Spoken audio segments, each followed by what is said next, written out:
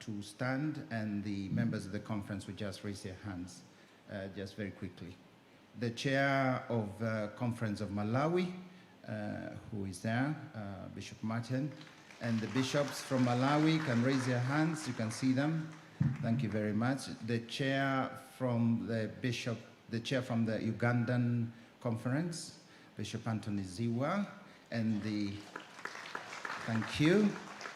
The chair from the Conference of Tanzania, Bishop Wolfgang, thank you very much. Pisa. The chair from the Conference of Zambia, Bishop Ignatius Chama. The chair from the Conference of Ethiopia, Eritrea. Oh my goodness, I'll be persecuted for that. The chair of the Conference of Eritrea, my pardon, my good bishop. The chair of the Conference of Ethiopia is here. I'm sorry, our cardinal from Ethiopia. The chair from, which have I left? South Sudan, and Sudan is one conference. Kindly. Thank you very much. I think also there is Djibouti representation who is over there, our bishop. He's alone, so his own chair is his own chair. And I think I've done and the chair for the Conference of Kenya, who is here, Bishop Morris Mohatia. Thank you very much. I ask for pardon for Eritrea. I think I have to do penance, and a lot of it for that one. I would want to recognize here present our religious leaders from Muslim, SUPKEM, from various churches, PCA, and from the Evangelical Alliance of Kenya, and from the NCCK.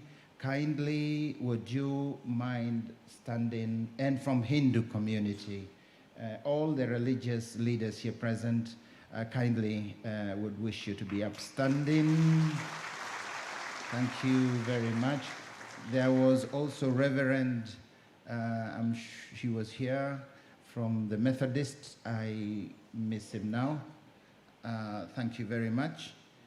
Would like also to recognize our vice chancellors from various universities have been invited. Some are here. I can see the vice chancellor of the University of Strathmore University. We have the vice chancellor of Tangaza University. We have the vice chancellor of Cuea University. And thank you very much for being with us. We also want to recognize our other partners who have come here, who are corporates. I won't read the whole list of all the corporates who have worked with us. We recognized them yesterday, and we have their CEOs here present. Kindly, all those corporates who are partners, who have been with us, please, I would ask you to stand so we recognize you. Thank you. Thank you very much. A round of applause. And there are some over there. We also have our partners from other countries who have been with us.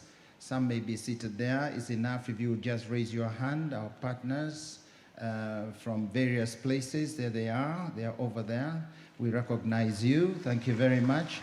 Led by our bishop from the United States, who is over there. Where is over here? Thank you very much.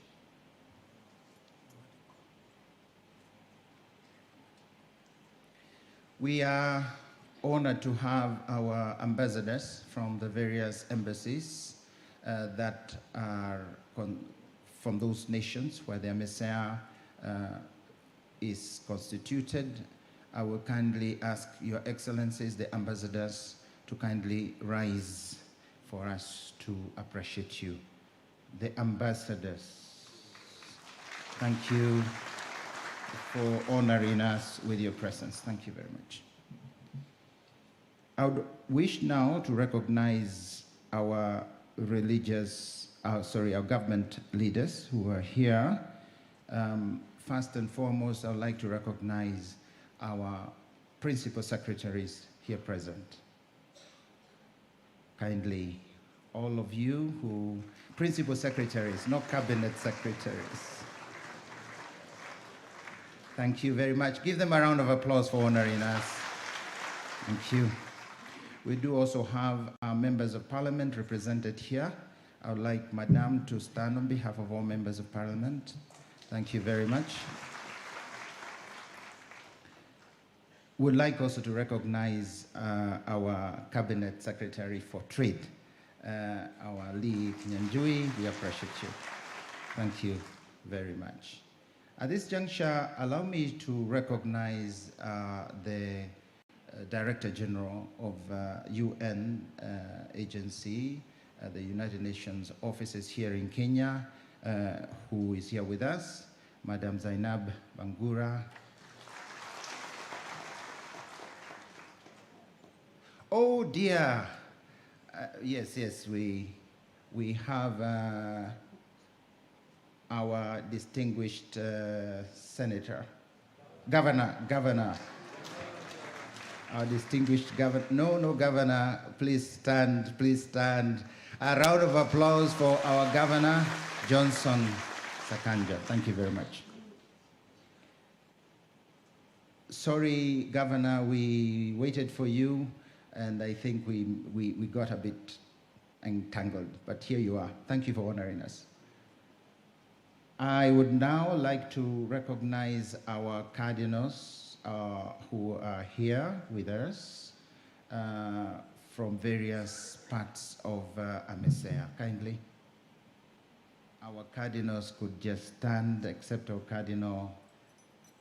Thank you very much, appreciate them.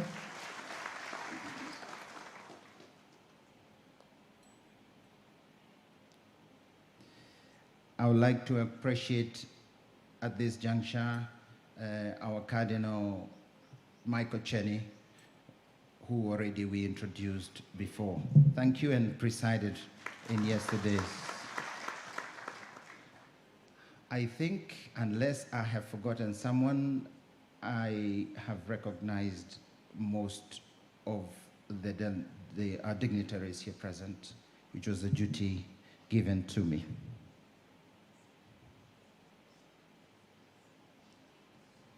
Have I forgotten someone? Oh dear, oh dear.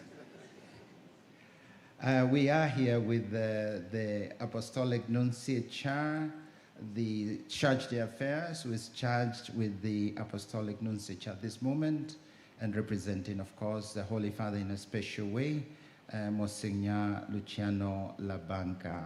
Again, I accept the necessary penance.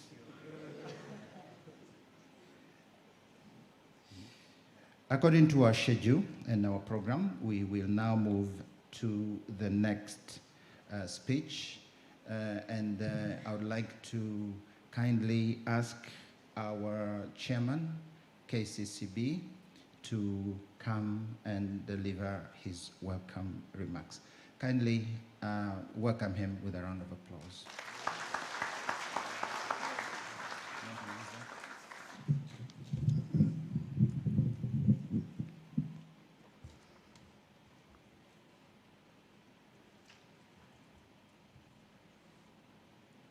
Honorable Musalia Mudavadi, the Prime Cabinet Secretary and Cabinet Secretary for Foreign and Diaspora Affairs, Honorable Lee Kinyanjui, Cabinet Secretary for Trade, and our principal secretaries who have joined us today, our Governor of Nairobi, Excellency Johnson Sakaja, most welcome. Our members of parliament represented here, Madam Zainab from the UN, Your Eminence Cardinal Michael Cheney, the Prefect of the Dicastery for Promoting Integral Human Development, Your Eminences, Most Reverend Charles Kasonde, the Bishop of Solwezi, Zambia, and the Chairman of Amecea, Monsignor Luciano Labanca, Chargé d'Affaires at the Apostolic Nunciature, Kenya, Your Graces and Your Lordships from the various Amecea countries,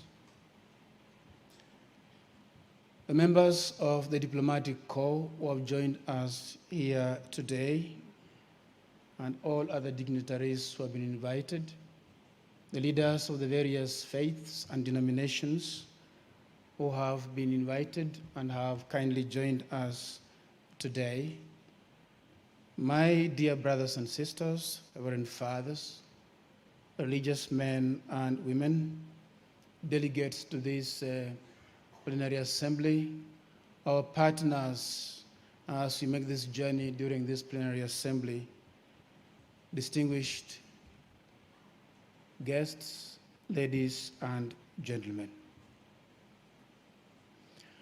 From Nairobi 2011 to Nairobi 2026.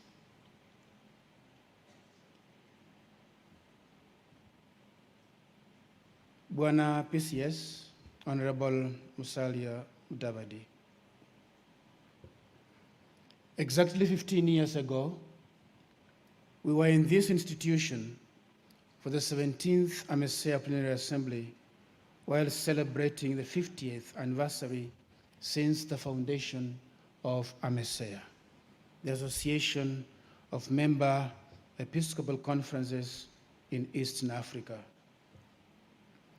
15 years on, we are back to this same institution at the Catholic University of Eastern Africa.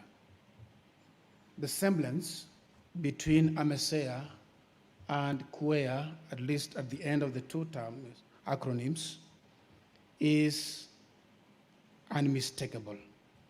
To say Amecea and to say Cuea. And I'm confident the semblance was intended. A snapshot at the topics discussed during the plenary assemblies of Amecea revealed to any attentive listener that the church in the region is no stranger to the lived situations of the people to whom and among whom she ministers. Allow me to take you just 25 years back, 24, in Dar es Salaam, Tanzania, during the 14th Plenary Assembly in 2002, our attention was drawn to the theme, Deeper Evangelization in the New Millennium. And then in Mkutano, Uganda, during the 15th Plenary Assembly in 2005, we reflected on responding to the challenge of HIV/AIDS in Amecea region. In Lusaka, Zambia, during the 16th Plenary Assembly in 2008, we reflected on reconciliation through justice and peace, and that resonates very well with even this country of ours, Kenya. And in the year 2011, in Nairobi, Kenya, during the 17th Plenary Assembly, our theme was Amecea, Family of God, celebrating the Golden Jubilee of Evangelization in Solidarity. In Lilongwe, Malawi, during the 18th Plenary Assembly in 2014, we dwelt on new evangelization through true conversion and witnessing to Christian faith. In Addis Ababa, Ethiopia, during the 19th Plenary Assembly in 2018, we reflected on vibrant diversity, equal dignity, peaceful unity in God in the Amecea region. In these themes, it is clear, just from the 24 years I've mentioned, that Amecea is very much alive to and in rhythm with the lived experiences of the people in the region. It bears testimony to the truth that the joys of the people we serve are our joys. Their sorrows, our sorrows. Their aspirations, our aspirations. Their struggles, our struggles. In all this, we endeavor to anchor our reflection and the people's aspirations in that hope that never dies. We keep alive in society God's image in which we are all created. We remind ourselves that here we have no lasting city, but we seek the one that is to come. Hebrews chapter 13, verse 14. Human life aspires to a greatness bigger than this world. And as St. Augustine reminds us, our heart remains restless until it rests in God. It is no wonder then that we gather here to reflect on a topic that is of singular concern today, not just in the region, but in the whole world, the young people and our care for them. The theme, Amecea's synodal journey with young people, building bridges of communion, hope, justice, and good governance. With this theme, Amecea wants to listen more attentively to what the Spirit is telling us through the vibrance and vitality that comes with youthful society. Not to pay attention to youthful society not only smacks of recklessness, but is also tragically irresponsible. May the Lord open our minds and our hearts as we deliberate on this theme during our assembly. Welcome to Nairobi.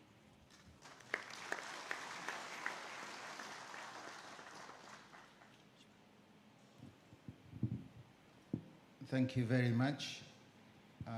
Let's give him a round of applause. Our Archbishop Maurice Mohatia of Kenya. It is my honor at this moment to invite our chairman of Amecea, Bishop Charles Kasonde, to also kindly come and deliver his remarks. Kindly, Your Lordship.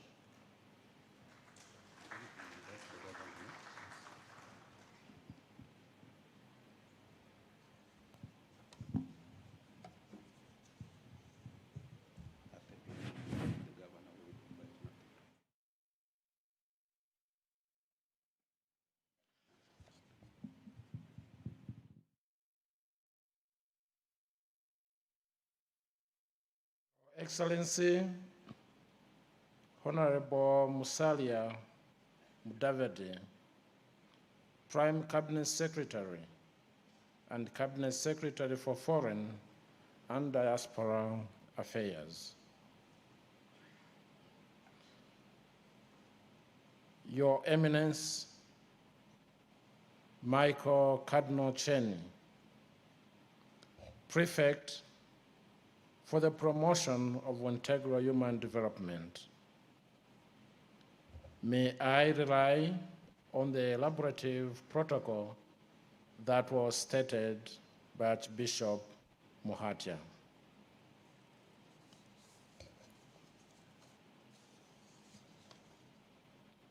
It is my great joy, on behalf of the Association of the Member Episcopal Conferences in Eastern Africa, to welcome you, Your Excellency, the Prime Cabinet Secretary, to this official opening of our 21st Plenary Assembly. Your presence honors not only this gathering, but the millions of the Catholic faithful across Sudan, South Sudan, Ethiopia, Eritrea, Uganda, Kenya, Tanzania, Malawi, and Zambia, whom we all represent in here as delegates.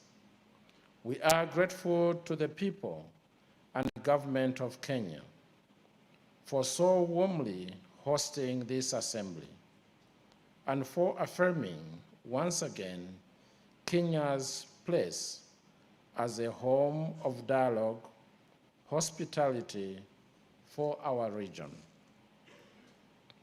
Under the theme Amecea's journey with the youth, building bridges of communion, hope, justice, and good governance, the bishops,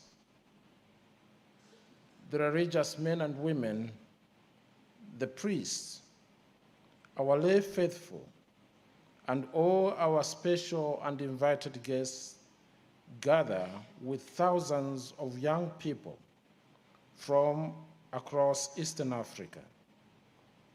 And for sure, we have gathered here this week to reflect on the pressing needs of our societies and to renew our shared commitment to peace, justice, and good governance in our nations. Your Excellency, your presence at this opening ceremony is of primal importance and also an assurance of our commitment to working with you, the government of Kenya in particular, where our headquarters for Amecea is situated, and also a way of ensuring the partnership between the church and the state in the service of our people is cherished and also considered of primal importance. We look to this assembly to strengthen this partnership and to the coming week of deliberation to bear fruit for the good of the church and the nations we serve.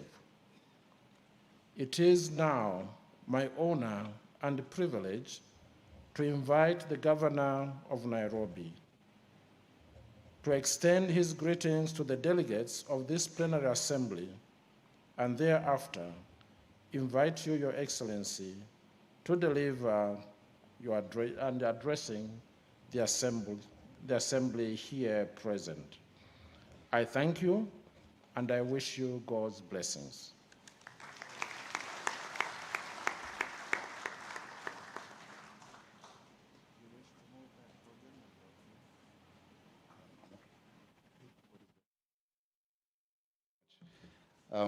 Prime Cabinet Secretary, Your Excellency Musalia Mudavadi, Your Eminences, Your Graces, Bishops, brothers and sisters in Christ, allow me to associate myself with the protocol already established.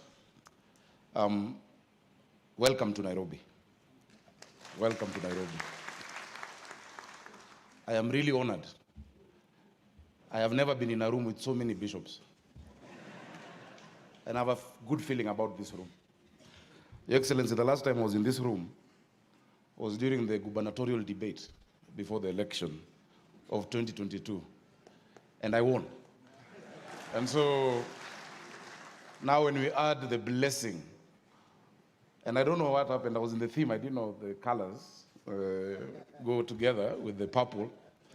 I feel that blessing will be there also today. I'm greatly honored. Thank you really for honoring us with your presence in Nairobi. We are happy that you're here from across the region. And I'm glad to join you in this conversation on synodality and the young people. I personally have had a journey in leadership as a young person. And I believe your theme is very, very relevant to the experience that our region is going through today. As governor of Nairobi, I spend my days managing a city where literally more than half of the people I serve have not yet reached their 22nd birthday. Across our region, the median age is young. The median age in Uganda is 16 years, meaning more than half of the people have not reached the age of 16. The median age of Zambia is 18.4. The median age in Kenya is 21. South Sudan, 18. Tanzania, 19. Malawi, 20 years old. Ethiopia, 20.4. Eritrea, 21.3. So quite literally, the statistic that I've just mentioned is really framing the discussion that we're having. It is more than half of those who fill the pews in every parish represented over here. It is a defining fact for our region. If you split any parish within this region in half by age, one half would still be in school. I want to share two things from my own work in governance. I got into leadership pretty young, while at the university, through student leadership. And many times people questioned, and I wish I can get an opportunity, because I'm told you have very many young people around, to also share with them a few nuggets. I was at age 19, when I started in President Mwai Kibaki's campaign, that time in the referendum. At age 21, I was already working with, the government at that time while still in school. I became the chairman of Kenya's ruling party at age 27. It was called the National Alliance, if you remember. And it was challenging. I was in charge of people older than my dad, and they would look like, what does this young guy know? I became member of parliament at age 32. 28. I became senator, and Bishop, you were right. I've been a senator longer. I became senator at age 32 and governor at age 38. And God willing, if I finish this next term, I'll be only 47, having done 2 terms as governor. Based on the blessing in the room, purely based on the blessing in the room. We are speaking at a time that is so critical, because we have millions of young people in our region who have been disciplined by harsh economic times, who many times do not have hope, many times are looking at their elder siblings who are jobless. We must deal with their unemployment, but the church must still continue to be the salt of the earth. The church must still continue to be that place of solace that holds us together. And allow me to really deeply, as governor of this city and as a leader, to thank the Catholic Church, because the Catholic Church, its presence alone in Nairobi has really helped keep things together. From your schools, your institutions, your contribution in health, your contribution in all sectors, it cannot go unnoticed. And we're really hoping that we can continue a deep partnership to reach these young people. The first thing that I learned was listening before building. The young people today are unwilling first to be defined by those overquoted statistics. They want something real and tangible. They don't want you to give them curated solutions that you found somewhere. They want to build together. And I've seen that practically happening in the city. Whenever we've had regulations, whenever we've had, in fact, recently we've just done our development control policy on physical planning. It was really enriched by our young people. I always talk about this yellow watch that I wear. I think many of you from Kenya may know what it symbolizes. Before I became governor, 1 out of 4 children were not going to school in Nairobi because of urban hunger, due to urban poverty. And we said, let's create a solution with our young people. This is not a fancy watch. It is a digital solution created by young people in Nairobi, where after having seen the problem of hunger, we built 17 kitchens to provide meals. Today we feed 320,000 children every single day, and they all wear this watch, which is a digital tap to eat. From this device alone, I can tell you how many children have gone to school today, what they have eaten, how many have eaten, and it is bringing hope to this generation. That 40% are now coming to school who are not going to school. That is building bridges, that is building hope in a generation. And it's one of the areas, and I'm glad I saw Mr. Russo here from KCB. It is one of the areas where we agreed to partner, and I hope we can also partner with the church. You can imagine these children do not even finish their food. They take it back home to their siblings. You can imagine that parent who wakes up not knowing whether they will get a job. Maybe they work in a construction site, or there are mamafuas who are waiting to wash clothes. Today they have hope that whether or not they get a gig, whether or not they get a job, their child has eaten. It has changed the performance in the last 3 years because we've been consistent from 2023. Not a single day has been missed. The performance in our schools today are the best performing in the country. The attendance is 100%. No child misses school. And I'm sure when you walk out in the streets today, you will not see street children when schools are on. What Bona PCS will help me with is the holidays. The parents are now worried because during the holidays, the school feeding program is not there. And I'm sure if we work out something, we can still create with the church as well to bring back hope to this generation. That is just an example. The second is about hope made tangible. I feel the church knows this instinctively, that in a society of young people, when the people feel safe, when the people feel taken care of, when the people feel that they can trust, then you have a society that really is something to look forward to, that everybody is at peace. We have a challenge today because many of these disillusioned young people, and I keep saying, the biggest security challenge in our region is not Al-Shabaab. It is not Al-Qaeda. It is millions of disillusioned, disengaged young people. And we've seen them being misused locally by politicians, by my colleagues, and many times even some of us are blamed. And we really must come strong as a church to bring back sanity and to stop that idea of goonism, political misuse of these young people. Let us give them hope. I'm very happy that our president has programs that he has lined up that actually address that urgency of day-to-day engagement of these young people to create jobs. As I move to conclude, I really must thank you that, this theme, when I hear this theme, communion, hope, justice, good governance, Bishop, I don't hear 4 separate ideas. I hear a sequence. Communion is what happens when we listen. Hope is what grows when communion is followed by action. Justice is hope made structural. And good governance, wherever it is, whether it is in the church, whether it is in government, whether it is in business, whether it is in the private sector, good governance is simply the discipline of making sure that that sequence does not break down. I want to encourage the young people, because I know they're listening, that leadership is not position, it is influence.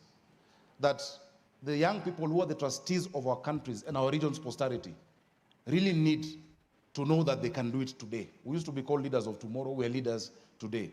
I want to ask the bishops, as you go back to your countries, please send a message of hope to the young people. The young people today are more connected than ever before. They're driven by, the digital world. They can follow us from wherever they are. They have that connection. We're living in a global village defined by information technology. And all they need is to know that they can call on the church, that they can call on leadership to change the future of our region. Finally, bishops, allow me to extend a welcome. Beyond this, Nairobi is beautiful. Nairobi is not just Catholic University. We have a national park right next to you. The only national park in a capital city where you can see animals in their live, untouched, unspoiled habitat. And the backdrop of the capital city is behind you. Please visit there. But beyond that, I want to invite you. If you're wearing what you're wearing, or you can show that you're in this conference, you are welcome to any hotel in Nairobi, any restaurant in Nairobi. But you'll only need to do 3 things. When you go to the hotel, have as much as you want. Drink, eat, have our local delicacies, nyama choma, have ugali, please, githeri, as much as you want. Number 2, if anybody asks you, tell them the governor of Nairobi sent you there. Tell them the governor of Nairobi sent you there. And number 3, please pay your own bill when you're done with that meal. Please feel welcome to Nairobi. We're honored to have you. May God bless all of you. Thank you.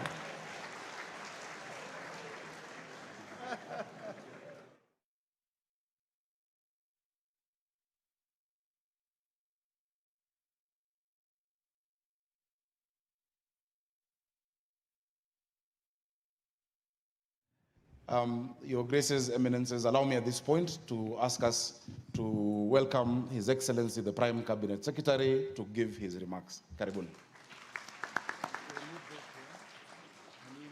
Yes.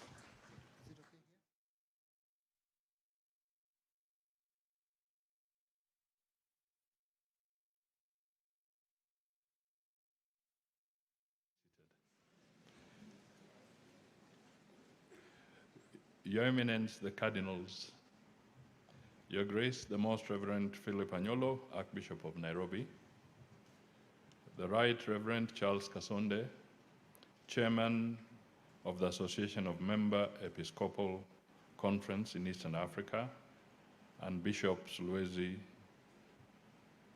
Sulawesi Diocese, Zambia, the Most Reverend Maurice Muhatia, the Chairman of the Kenya Conference of the Catholic Bishops, and the Archbishop of Kisumu, the Very Reverend Professor Stephen Gare, the Rector and Vice Chancellor of the Catholic University of Eastern Africa, Your Excellencies Bishops and the Reverend Clergy, Your Excellencies the High Commissioners and Ambassadors, and also Madam Bangura, my colleagues in public office, Lee Kinyanjui, Governor Sakaja, and the Principal Secretary is present. Distinguished guests, ladies and gentlemen, good morning. Now that we know that there's no free lunch in Nairobi, we'll have to be very cautious on where we go. At the outset, I take this opportunity to thank the Kenya Conference of the Catholic Bishops for the gracious invitation to join you today. I congratulate the bishops on the successful hosting of the 21st Plenary Assembly of the Association of Member Episcopal Conferences in Eastern Africa, here in Nairobi. I further commend the Chairman of the Plenary Assembly Preparatory Committee, the Most Reverend Anthony Moheria, and his team for their excellent preparations culminating in this memorable ceremony.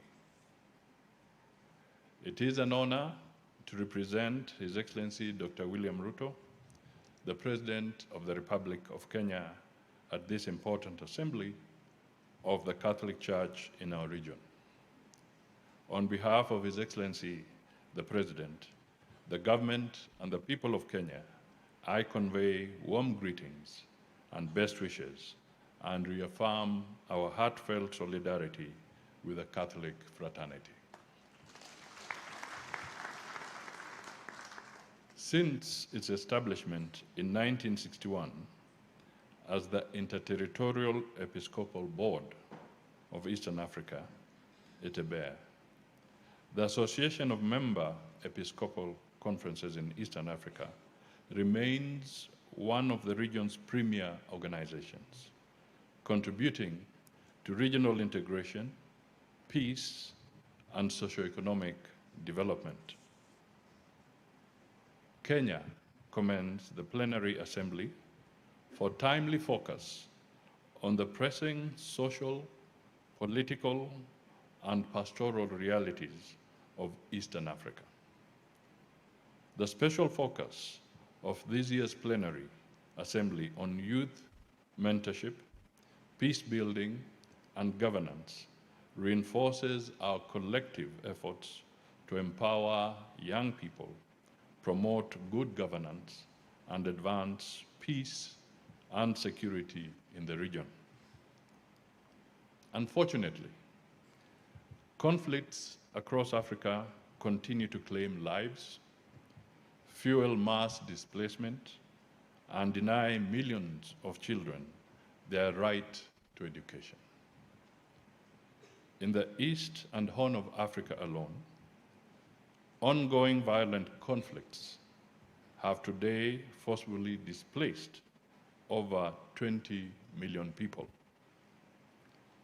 The United Nations estimates that as of June 2026, that is just last month, approximately 118 million children in Africa were out of school due to violent conflict and climate change emergencies. In Sudan, for example, the UNHCR reports that around 14 million people have been displaced since the war erupted in 2023, creating the world's largest displacement crisis. Nearly half of all schools are no longer operational, disrupting the education of approximately 13 million children.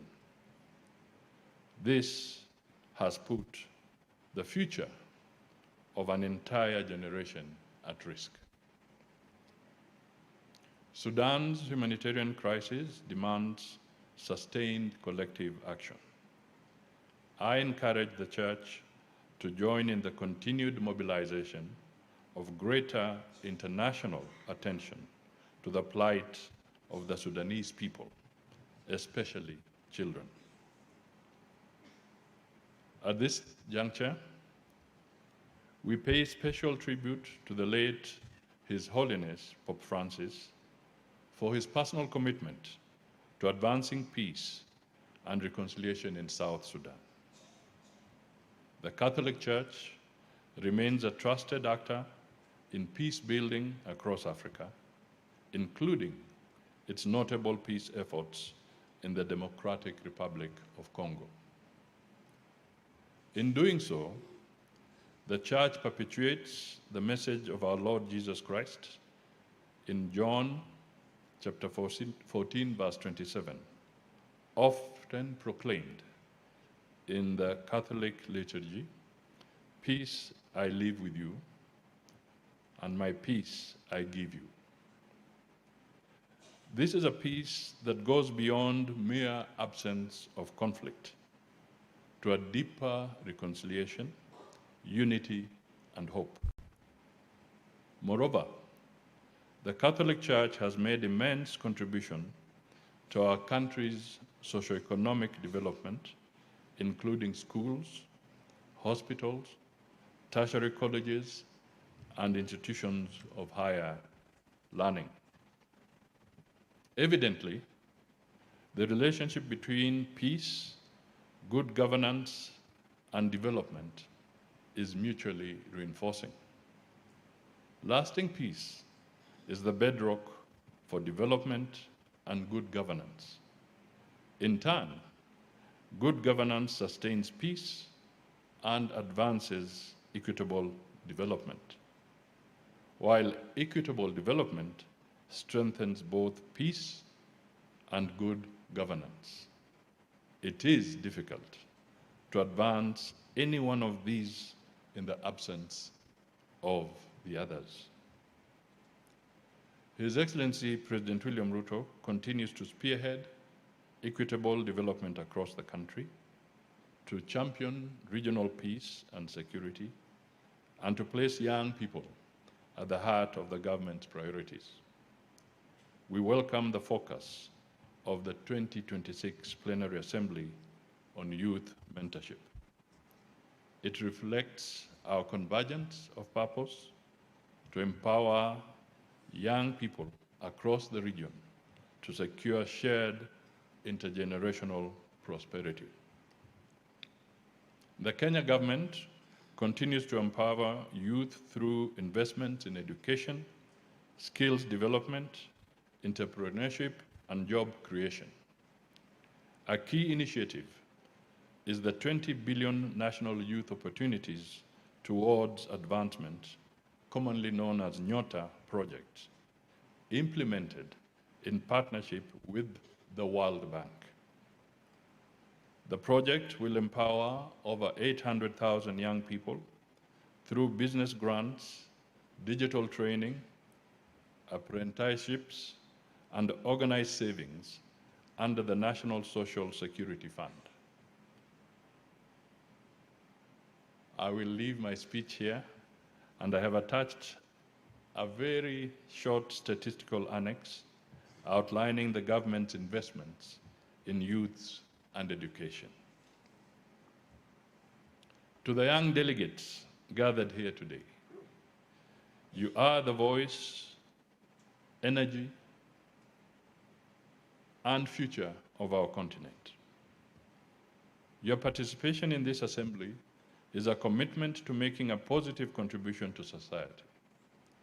Let your ideas inspire innovation and your actions promote peace.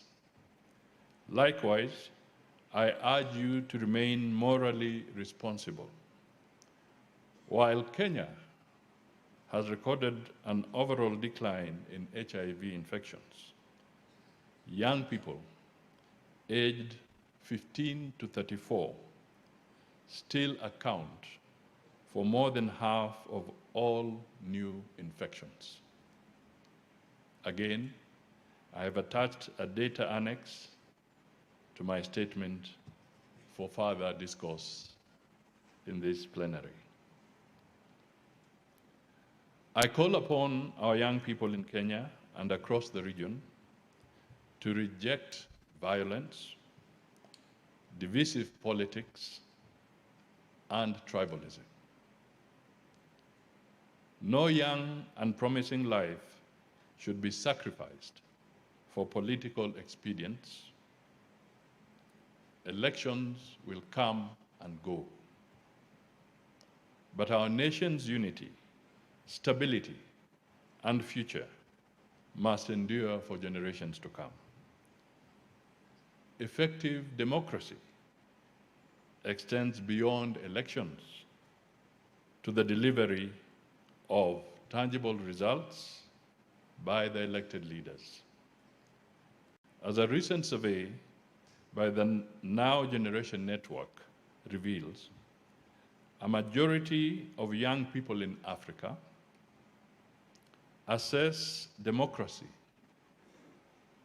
not only by electoral cycles, but also by strong institutions, accountability, the rule of law, economic equity, the fight against corruption, rejection of unconstitutional changes of government, and meaningful improvements in people's lives. I encourage the youth to embrace digital technology and be our champions in AI innovation. Equally, I urge you to exercise personal responsibility online, ensuring that your social media activities safeguards rather than jeopardizes opportunities such as scholarships, visas, and employment. And I speak now wearing the official hat of Foreign Minister. We are seeing increasingly young people being denied an opportunity to further their ambitions and their desires because somewhere along the line,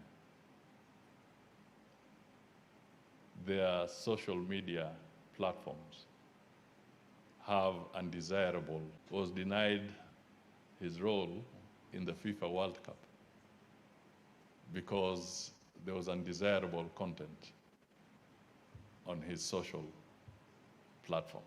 So it is real. Accordingly, we appreciate the timely message of Pope Leo XIV on safeguarding humanity, promoting truth, the dignity of work, social justice, and peace in the time of artificial intelligence. Kenya looks forward to working with His Holiness in advancing shared values. The Church remains a valued partner in diplomacy.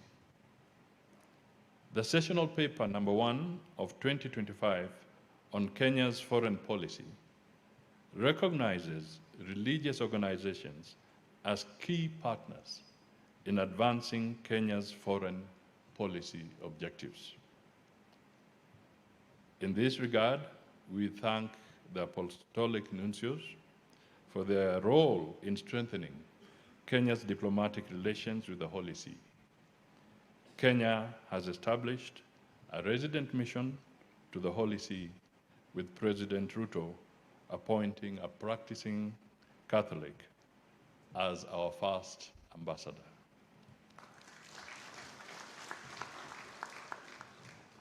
Notably, since the attaining of independence in 1963, Kenya has been honored by the pastoral visits of Pope John Paul II in 1980, 1985, and 1995, and Pope Francis in 2015. Likewise, President Ruto met Pope Francis during the G7 summit in Italy in June 2024. In April 2025, he traveled directly from his state visit to China to attend the late Pontiff's Requiem Mass in Vatican City. Kenya's partnership with the Catholic Church remains strong, from the highest levels of leadership to parishes across the country. As we continue to pray for the beatification of the servant of God, Cardinal Otunga, former Archbishop of Nairobi, we also celebrate the beatification of missionaries on Kenyan soil, including the Blessed Irene Stephanie, fondly known as Nyada, whose beatification in Nyeri in 2015 was the first ever held in Eastern Africa, and the Blessed Maria Carola, beatified in Meru in 2022. Finally, I commend the leadership and management of the Catholic University of Eastern Africa for successfully hosting this important regional conference. Your capacity to host high-level gatherings is contributing to Kenya's conferencing diplomacy, positioning the country as a preferred destination for meetings, incentives, conferences, and exhibitions, commonly known as MICE. I encourage you to continue enhancing your capacities and services in tandem with Nairobi's growing role as an international diplomatic hub. As we look to the future, we remain committed to the partnership with the Catholic Church in its apostolic mission of building bridges of communion, hope, justice, and good governance for the benefit of our nation, region, and humanity. Ladies and gentlemen, I'm about to walk off the podium. But let me just point out a few things. I was challenged by the governor's youthful journey. For purpose of the youth who are listening,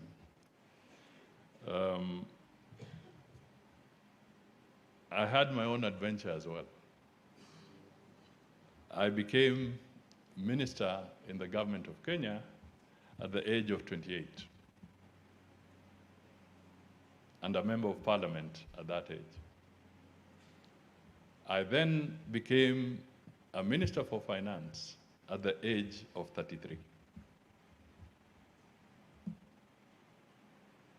So I helped shape the economy of this country.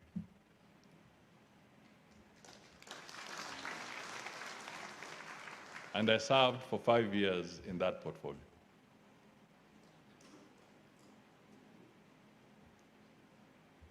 So you can do it. It's not impossible. For the young people, you can do it. Remain focused, remain disciplined, consult widely, be very careful, because I met a diplomat who said there's one word or one phrase young people never like hearing. And I asked, what phrase is that? And he said, just be a little patient. That simple phrase to the young people, just be a little patient. It will make a big difference in your lives and in your future. The other thing that I want to point out is that I've been asking lately, and there could be no better forum than this, that what is the economic value of peace? And I'm choosing my words carefully, because I'm not asking you about the economic value of an airport or the economic value of a road or the economic value of a new railway line. I'm asking you, young people, what is the economic value of peace? How do you quantify peace? Because we have seen with the crisis in the Middle East and in Europe, even the most beautiful airports have become ghost buildings.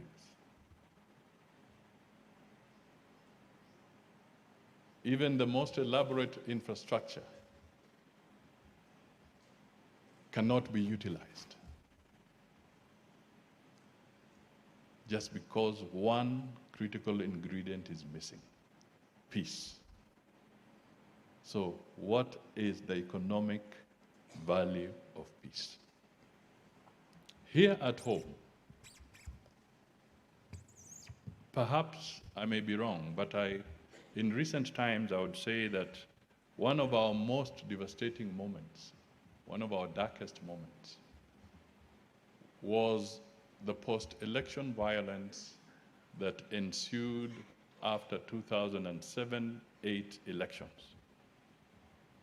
We lost 1,400 young people to violence.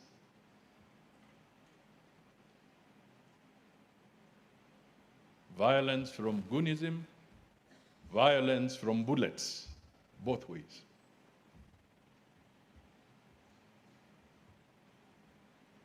Politically instigated violence.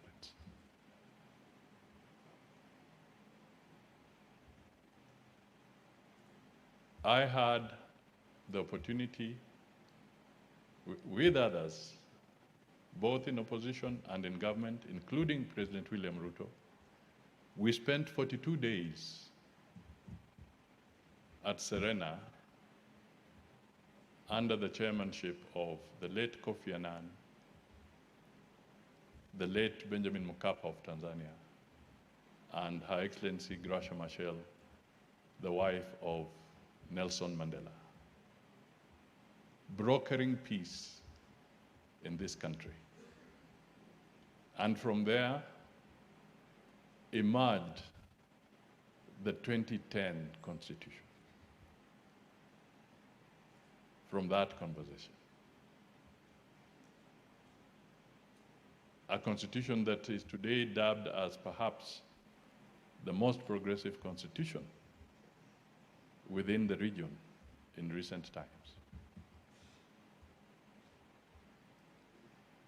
Let us reform, let us change, let us build our nations, let us bring peace,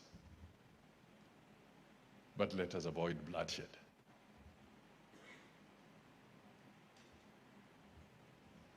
The church that I address today, you have a big footprint in the region. Open the back channels. It's a very powerful tool in diplomacy. Open the back channels.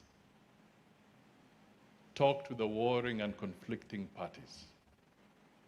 Get them to sit under one roof, on the same table, and stop the violence.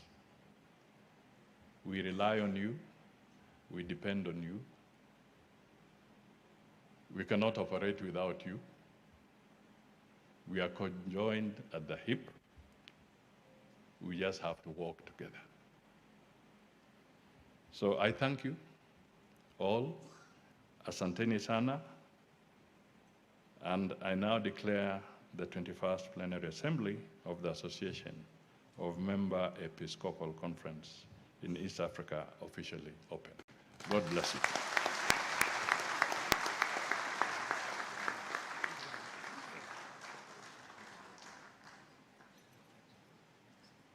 Kindly let us applaud our chief guest once more. Let's give him a good standing ovation and applause. Thank you very much.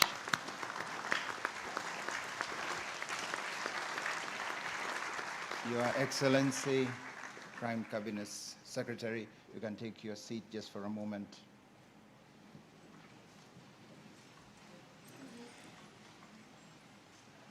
We are grateful, Your Excellency, Prime Cabinet Secretary, for your message, and this message which we also wish to share with our religious leaders here present and other partners here present. Kindly convey our gratitude to His Excellency the President, Dr. William Samoei Ruto, and be assured that in this challenge you have thrown to us as church, we will deliberate and take it to heart. I would wish at this stage to invite the final national anthem, and at that moment, Your Excellency, you are free to interact a bit with the guests on the desk. Then we will move to the front for the photo session. The delegates will be here, and they will receive some announcement once we have exited the hall. Thank you once more to all our distinguished guests. A round of applause to them all. And we also recognize, since we didn't at the beginning, Your Excellency the Governor. Thank you very much for honoring us. Kindly let us be standing for the national anthem.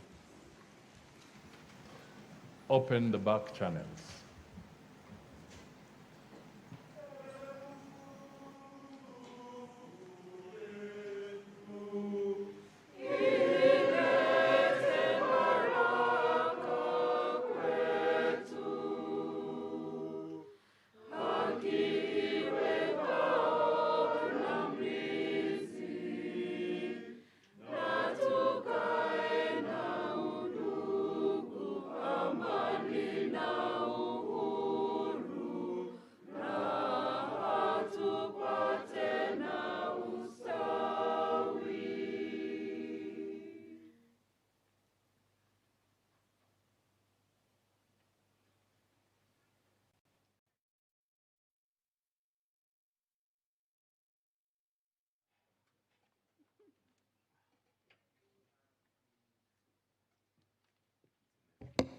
We'll ask the bishops and archbishops chairman to be out in the front for the photo. We will move on the back. You join us as we are taking the commemorative photo together with the other delegates, but it will take a bit of time as you move out. Thank you.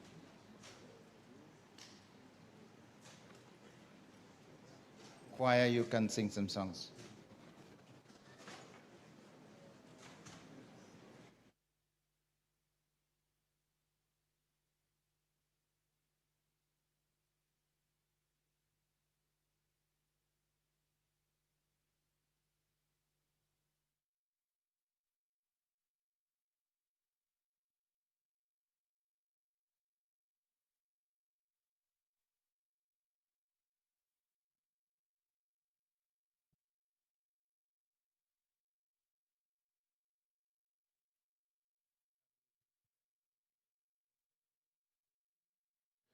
Kindly be informed that Yeah, can we do it here? after this session, we will proceed for Holy Mass. We will do the photos here. We are being told that the photos will be done within the auditorium here, Here in front. so they are preparing a space for that. And after that, we proceed Can we arrange the chairs there? to the place that is set for Mass.